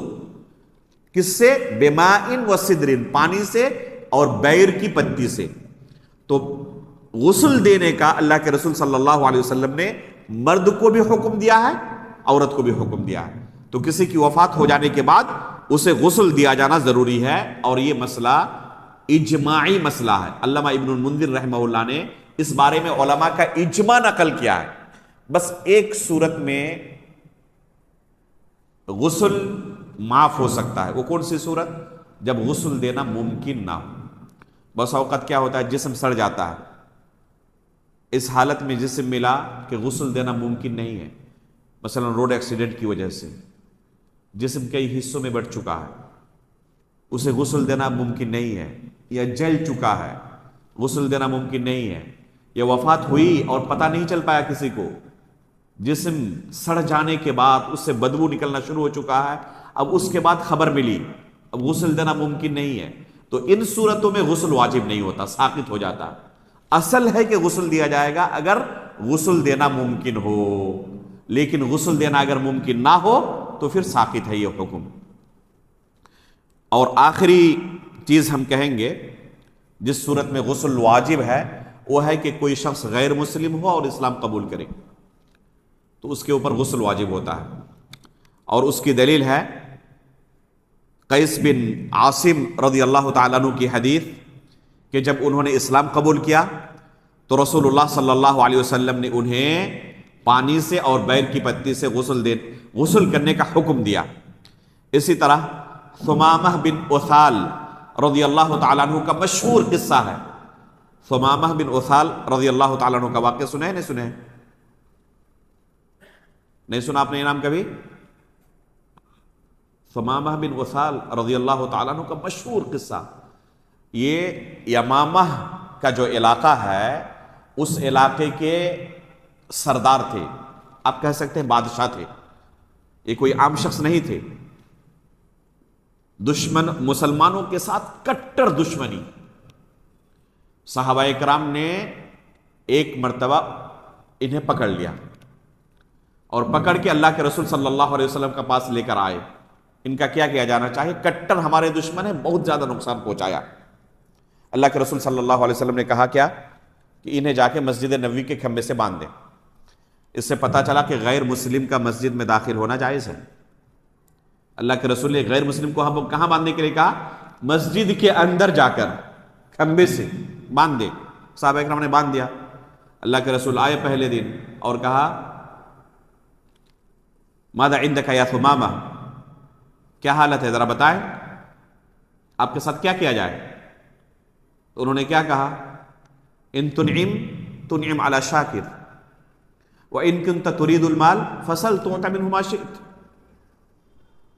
وان تقتل ذا دم، اگر آپ مجھے قتل کریں گے تو اس کا میں مستحق ہوں، میں نے کافی آپ لوگوں کو نقصان پہنچایا ہوا۔ ایک معنی اس حدیث کا یہ کیا گیا ہے تقتل ذا دم، اگر آپ ہمیں قتل کر دیتے ہیں تو اس کا میں مستحق ہوں، میں نے بہت زیادہ آپ لوگوں کو پہلے نقصان پہنچایا ہوا ہے، تو آپ قتل کر سکتے ہیں مجھے۔ یا دوسرا معنی اس کا یہ بیان کیا گیا ہے کہ اگر آپ مجھے قتل کریں گے تو یہ نہ سمجھیں کہ میری قوم کے لوگ خاموش بیٹھے رہیں گے، جنگ چھڑ جائے گی، میں کوئی عام آدمی ہوں نہیں، میرے قتل کے بعد آپ کو بھی چین و سکون نہیں ملنے والا۔ تو دونوں معنی بیان کیا گیا، ان تقتل ذا دمین کا۔ دوسرا آپشن وَإِن تُنْعِمْ عَلَى شَاكِرٍ، اور اگر مجھے آپ رہا کر دیں، چھوڑ دیں، تو شکر گزار بندے پر آپ یہ انعام کریں گے، یعنی اس احسان کو میں بھول نہیں جاؤں گا، یہ احسان آپ کا ہمیشہ مجھے یاد رہے گا اور آپ مجھے احسان فراموش نہیں پائیں گے۔ اگر آپ نے مجھ پر احسان کر دیا اور چھوڑ دیا تو آپ مجھے احسان فراموش نہیں پائیں گے، اس احسان کا بدلہ میں احسان سے ہی دوں گا۔ وَإِن كُنْتَ تُرِيدُ الْمَالَ فَسَلْ تُعْطَ مِنْهُ مَا شِئْتَ، اور اگر آپ کو میری رہائی کے بدلے مال چاہیے تو طلب کریں، جو کچھ چاہیے دینے کی طاقت ہمارے پاس ہے، بادشاہ ہوں، مال کی کوئی کمی نہیں ہے، فراوانی ہے، جتنا چاہیں گے اتنا مال آپ کو دے دیا جائے گا۔ اللہ کے رسول نے اسی حالت میں چھوڑ دیا، انہیں چلے گئے۔ دوسرے دن آئے، کیا حکمت تھی دیکھیں، مسجد کے اندر موجود ہیں، 5 وقت کی نمازوں میں صحابہ اکرام کو اللہ کے رسول صلی اللہ علیہ وسلم کے پیچھے نماز پڑھتے ہوئے دیکھ رہے ہیں۔ اس اتحاد اور اتفاق کے مظہر کو دیکھے کوئی قرآن کی تلاوت بار بار سنے، اس کے دل پر اثر نہیں ہوگا؟ یہ قرآن کی تلاوت جو ہے نا، کوئی بھی غیر مسلم سنے، اس کے دل پر جو اثر ہوتا ہے وہ بیان سے باہر ہے۔ بے شمار غیر مسلموں نے کہا کہ سب سے زیادہ ہم متاثر ہوئے قرآن کی تلاوت سے۔ جو اسلام قبول کرتے ہیں وہ کہتے ہیں سب سے زیادہ ہم کس سے متاثر ہوتے ہیں؟ قرآن کی تلاوت سے۔ جبیر بن مطعم رضی اللہ تعالیٰ عنہ کا قصہ بھی، جب انہوں نے اللہ کے رسول صلی اللہ علیہ وسلم کو قرآن کی تلاوت کرتے ہوئے سنا، کہنے ذالک اول ما وقر الایمان فی قلبی، یہ پہلا مرحلہ تھا جب ایمان نے میرے دل پر دستک دی تھی۔ تو قرآن کی تلاوت کا عجیب اثر ہوتا ہے۔ یہ اللہ کے رسول صلی اللہ علیہ وسلم کے حکم سے مسجد نبوی کے کھمبے میں بندھے ہوئے رہے، قرآن کی تلاوت سنتے رہے، 3 وقت کی نمازوں میں، مغرب، عشاء اور فجر میں۔ دوسرے دن اللہ کے رسول نے اپنا سوال دہرایا، جواب کل جو دیا تھا وہی جواب دوسرے دن بھی ملا۔ اللہ کے رسول نے کہا ابھی اسی طرح رہنے دو۔ تیسرے دن پھر پوچھا، جواب تیسرے دن بھی وہی ملا۔ اللہ کے رسول نے صحابہ اکرام کو کہا بندھن ان کا کھول دیں، آزاد کر دیں۔ کیا کہ آپ آزاد ہیں، جا سکتے ہیں۔ گئے، اس کے بعد کیا ہوا؟ انہوں نے 2 طرح کی روایت ملتی ہے، ایک باغ میں گئے اور جا کر غسل کیا، اور غسل کرنے کے بعد اللہ کے رسول صلی اللہ علیہ وسلم کے پاس آیا اور اپنے اسلام کا یہ اعلان کیا، اشہد ان لا الہ الا اللہ واشہد ان محمدا عبدہ ورسولہ۔ اور ایک روایت میں ہے کہ اللہ کے رسول نے خود انہیں حکم دیا، جب وہ آیا اور کہا کہ اللہ کے رسول میں اسلام قبول کرنا چاہتا ہوں، تو اللہ کے رسول نے پہلے کہا کہ جا کے آپ غسل کریں، اور غسل کرنے کے بعد تشریف لائیں۔ غسل کرنے کے بعد تشریف لائیں، پھر جب وہ غسل کر کے تشریف لائے تو اللہ کے رسول صلی اللہ علیہ وسلم نے انہیں کلمہ پڑھوایا۔ المہم، چاہے خود سے انہوں نے غسل کیا ہو یا اللہ کے رسول صلی اللہ علیہ وسلم نے حکم دیا، انہوں نے غسل کیا اور اس کے بعد کلمہ پڑھا۔ تو یہ حدیث دلیل ہے کیا؟ کس بات کی؟ کہ اگر کوئی غیر مسلم اسلام قبول کرے تو اسے غسل کرنا چاہیے۔ اسی طرح ابو ہریرہ رضی اللہ تعالیٰ عنہ کی والدہ کا قصہ ہے۔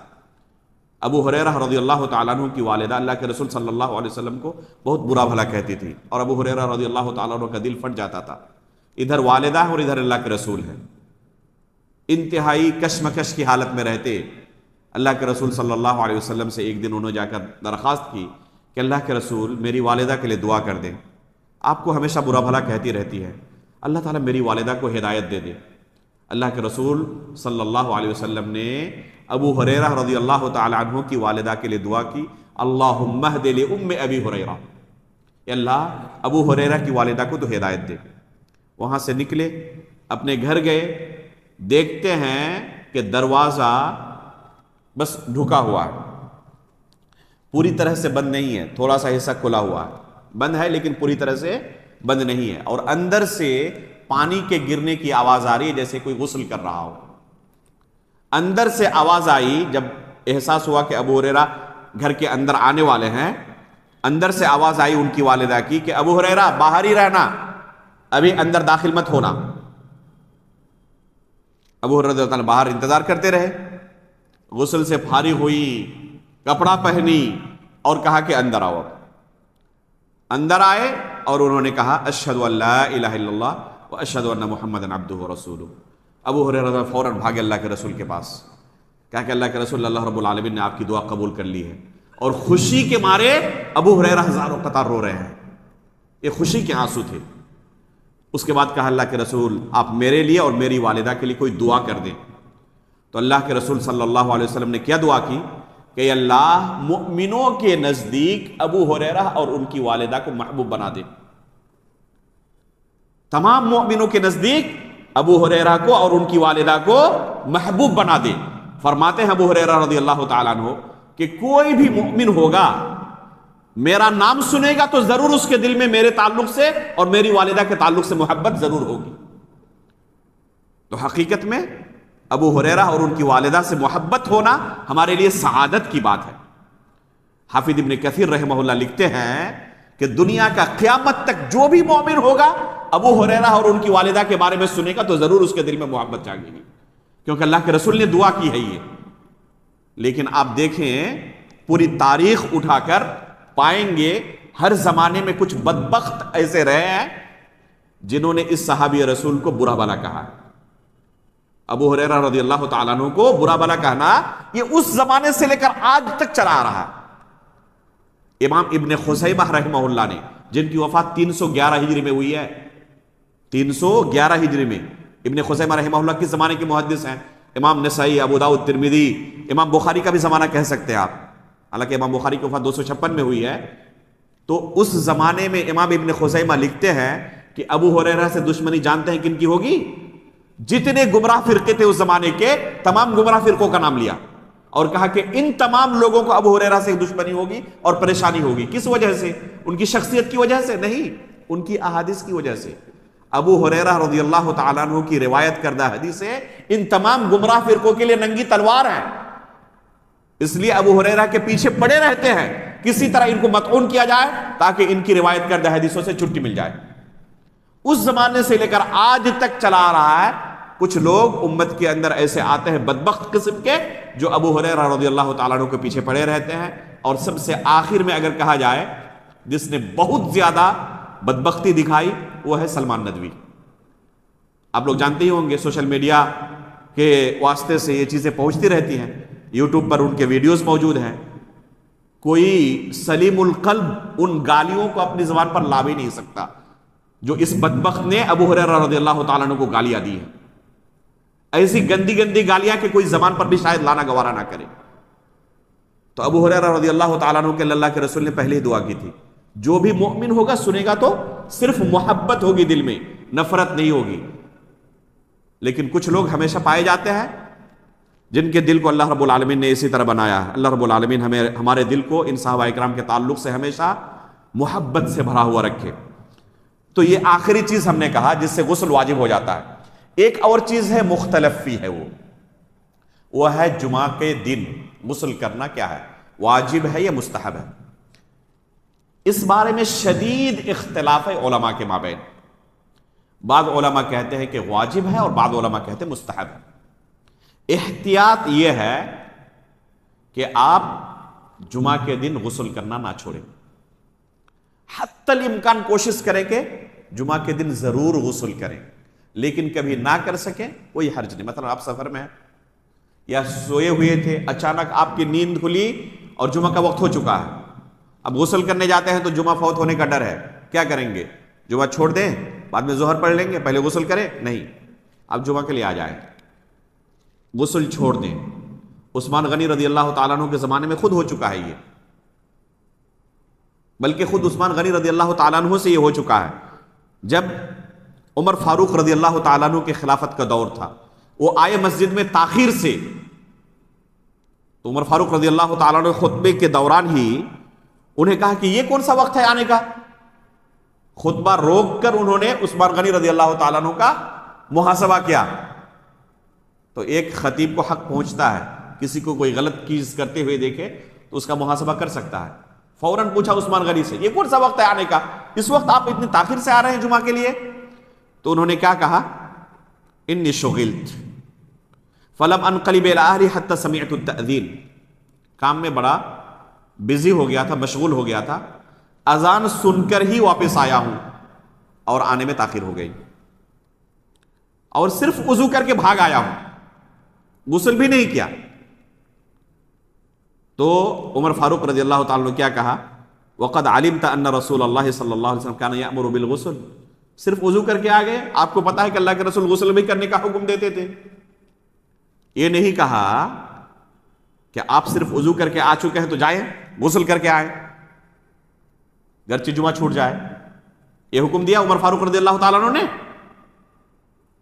تو اس سے بعض علماء نے کیا دلیل لی ہے کہ اگر کبھی کوئی شخص غسل نہ کر سکے تو انشاءاللہ کوئی حرج نہیں ہے. البتہ ہمیشہ کوشش ہونی چاہیے کہ جمعہ کے دن غسل ضرور کریں گے. گرچہ ہفتے میں آپ ایک ہی دن غسل کرتے ہو لیکن جمعہ کے دن ضرور کریں. بعض لوگ ہوتے ہیں غسل سے بڑی الرجی ہے تو کم از کم ہفتے میں ایک دن غسل ضرور کریں جمعہ کے دن. حالانکہ ہونا چاہیے کہ انسان کیا کرے, روزانہ غسل کرے. غسل سے پرہیز نہیں کرنا چاہیے, لیکن اگر کوئی نہیں کرتا پھر بھی کم از کم جمعہ کے دن ضرور کرے اگر اس کے پاس سہولت ہے تو. کیونکہ یہ مسئلہ حقیقت میں ابھی تک مطمئن نہیں ہوں دونوں میں سے کسی قول کے بارے میں. جو علماء کہتے ہیں کہ واجب ہے, کبھی لگتا ہے کہ ان کا قول زیادہ قوی ہے دلیل کے اعتبار سے. جو کہتے ہیں کہ مستحب ہے, کبھی لگتا ہے ان کا قول زیادہ قوی ہے. احتیاط کے طور پر ایسے مسائل میں انسان کو اپنی آخرت کے بارے میں وہ قدم اٹھانا چاہیے جس میں اللہ رب العالمین کے پاس اس کی گرفت نہ ہو. اور اس صورت میں کون سا عمل ہمارے لیے زیادہ بہتر ہے آخرت کے اعتبار سے؟ غسل کر لیں, چاہے واجب ہو چاہے مستحب ہو. مستحب کا مطلب بھی کیا ہے کہ ایک نیکی کا عمل ہے نا, تو کیوں چھوڑنا ہے اسے؟ اگر واجب ہوا اور ہم نے چھوڑ دیا تو اللہ تعالیٰ کے پاس گرفت ہو سکتی ہے. اس لیے غسل نہیں چھوڑنا چاہیے, غسل ضرور کرنا چاہیے جہاں تک ممکن ہو سکے. تو یہ ہے غسل کے واجب ہونے کی صورتیں. 5 صورتیں ہم نے کہا کہ بالکل واجب ہیں. 6ٹھی صورت میں اختلاف ہے, اس میں بھی احتیاط کا تقاضا یہ ہے کہ ایک انسان کیا کرے, غسل کر لے. اب ایک مسئلہ, اگر جمعہ کے دن کوئی شخص جنبی ہو جائے, بیوی کے ساتھ ہم بستری کی یا احتلام ہو گیا, اب اسے غسل جنابت بھی کرنی ہے اور جمعہ کا غسل بھی ہے. صرف ایک غسل کر لے, دونوں کی نیت کر لے کافی ہے, یا دونوں کے لیے الگ الگ نیت سے ڈبل غسل کی ضرورت ہے؟ اس مسئلے میں اختلاف پایا جاتا ہے, متفق علیہ مسئلہ نہیں ہے. البتہ راجح یہی معلوم ہوتا ہے کہ اسے دونوں غسل کو الگ الگ کرنا پڑے گا. پہلے جنابت کا غسل کرے جنابت کی نیت سے, فارغ ہو جانے کے بعد الگ نیت سے پھر نیا غسل جمعہ کے لیے کرے. کیوں ہم نے اس کو راجح قرار دیا؟ ابو قتادہ رضی اللہ تعالیٰ عنہ کی حدیث کی وجہ سے. مستدرک حاکم کے اندر یہ حدیث موجود ہے. ابو قتادہ رضی اللہ تعالیٰ عنہ اپنے بچے, اپنے لڑکے کے گھر گئے. اس حدیث میں بھی ہمارے لیے درس ہے کہ دین کے مسائل بیان کرنے سے ہمیں پرہیز نہیں کرنا چاہیے. گرچہ اپنے رشتہ دار کے دوران ہی کیوں نہ ہو, اپنی والدہ سے بیان کرنا ہو, اپنے والد سے بیان کرنا ہو, اپنی بہن سے بیان کرنا ہو, اپنی بیٹی سے بیان کرنا ہو, حرج نہیں ہے. دین کے مسائل بیان کرنا چاہیے. اور اللہ کے فضل و کرم سے میں نے اپنے گھر میں ایسا ماحول بنایا ہے کہ شرعی مسائل کے تعلق سے میری بہنیں بھی, والدہ بھی, میرے بھائی بھی ایک دم بلا جھجک پوچھتے ہیں کہ ہمارے ساتھ یہ مسئلہ ہے, اس کا شرعی حل کیا ہے. تو دین کے مسئلے میں کوئی جھجک نہیں ہونی چاہیے. لوگ دوسری چیزوں میں کیا کرتے ہیں, گناہ کے کاموں میں کوئی جھجک محسوس نہیں کرتے, حرام کام میں جھجک محسوس نہیں کرتے, اور شرعی مسائل کو بیان کرنے میں, سوال کرنے میں بڑے جھجک محسوس کرتے ہیں, شرم و حیا محسوس کرتے ہیں. یہ الٹا ہے. ابو قتادہ رضی اللہ تعالیٰ عنہ آئے اپنے بیٹے کے گھر اور دیکھا کہ وہ غسل کر رہے ہیں جمعہ کے دن. باہر سے ہی آواز دی, بیٹے یہ کون سا غسل ہے, جنابت والا یا جمعہ والا؟ بیٹے نے نہیں کہا کہ ابو کیا بات ہے, یہ آپ والد محترم ہو کر اس طرح کا سوال مجھ سے کر رہے ہیں, اس شرم و حیا کی بات نہیں ہے. نہیں کہا. بیٹے کی طرف سے جواب آیا کہ ابو جنابت والا غسل کر رہا ہوں. تو ابو قتادہ رضی اللہ تعالیٰ نے اپنے بیٹے کو کیا کہا کہ ایک غسل الگ سے جمعہ کے لیے پھر کرنا. تو یہ ایک صحابی کی فقہ ہے یہ. اور کسی مسئلے میں اختلاف ہو اور صحابی کا قول ہمیں مل جائے تو صحابی کے قول کے اوپر کسی دوسرے کے قول کو مقدم کرنا مناسب معلوم نہیں ہوتا. اور کسی بھی دوسرے صحابی کی طرف سے ابو قتادہ رضی اللہ تعالیٰ عنہ کی کوئی مخالفت ابھی تک ہمیں نہیں ملی ہے. شیخ البانی رحمہ اللہ نے بھی اسی کو راجح قرار دیا, اسی حدیث کو دلیل کے طور پر پیش کر کے کہ اگر جمعہ کے دن کسی کو غسل کی ضرورت پڑے جنابت کی, تو جنابت کے غسل کے بعد الگ سے جمعہ کے لیے نئی نیت سے ایک اور غسل کر لے. اسی حمام میں رہے, الگ سے اس کو نکلنا نہیں ہے. غسل سے فارغ ہو گیا جنابت کے غسل سے, اب پھر نئی نیت سے کیا کرے, پھر دوبارہ پانی بہا لے, کافی ہے. تو ڈبل غسل ہو گیا. آپ کا کیا سوال تھا؟ غسل جنابت کا وہ تفصیل ہے، اگلا درس اسی کے بارے میں ہمارا ہے. اگلے درس میں انشاءاللہ ہم غسل جنابت کا طریقہ آپ کے سامنے بیان کریں گے. عورتوں کے لیے بھی مردوں کے لیے بھی اگر کچھ فرق ہے تو انشاءاللہ اگلے درس میں اس کو واضح کیا جائے گا. تو اگلے درس میں انشاءاللہ ہمارا غسل جنابت کے بارے میں ہے، اسی طرح وضو کے بارے میں ہے، اور وقت ملا تو انشاءاللہ تیمم میں ہم داخل ہوں گے، لیکن شاید کہ تیمم کا تذکرہ اس کے بعد والے درس میں آئے گا. لیکن اگلے درس میں غسل جنابت کا طریقہ آپ کو انشاءاللہ سکھایا جائے گا. اللہ رب اگر مزید لگی ہوئی ہے انسان کو پتہ نہیں، جی اس نے وضو کر دیا پھر اس کو بعد میں پتہ چلا کہ مزید لگی، پھر اسے یہ کرنا پڑے گا. اس کو دھو کے پھر سے وضو کرنا. جی اگر انسان کے کپڑے پر پیشاب کا قطرہ لگا ہو، جی یعنی وضو کرنے کے بعد اس کو لگا ہے، پھر اس کو یعنی جب وضو کیا تھا پاک تھا وہ، ہاں تو اس کے بعد اور یہ پیشاب کا قطرہ کسی دوسرے سے لگے، جیسے کوئی بچہ پیشاب کر دیا، میرا یا اگر اچھا اسی سے پیشاب خارج ہو گیا، پیشاب کا قطرہ نکل گیا ہے، جی تو پھر اس کے بعد کیا کریں، یعنی اس جگہ کو کیسے پاک کریں؟ اس کو دھلنا ہے. جہاں پر پیشاب لگا ہوا ہے اس کو دھلنا ضروری ہے. دھلنا کیسے مطلب؟ کپڑے کو دھلے گا وہ پانی سے. اگر اس کو بیماری نہیں ہے، دو صورت ہو سکتی ہے. کچھ لوگوں کو پیشاب کے قطرے ٹپکنے کی بیماری ہوتی ہے ایک عمر ہو جانے کے بعد، جیسے جو لوگ عمر دراز ہیں، بزرگ حضرات ہیں، تو کیا ہوتی ہے پیشاب کے ٹپکنے کی بیماری میں مبتلا ہو جاتے ہیں. ایسے لوگوں کے لیے معاف ہے، ایسے لوگوں کے لیے معاف ہے.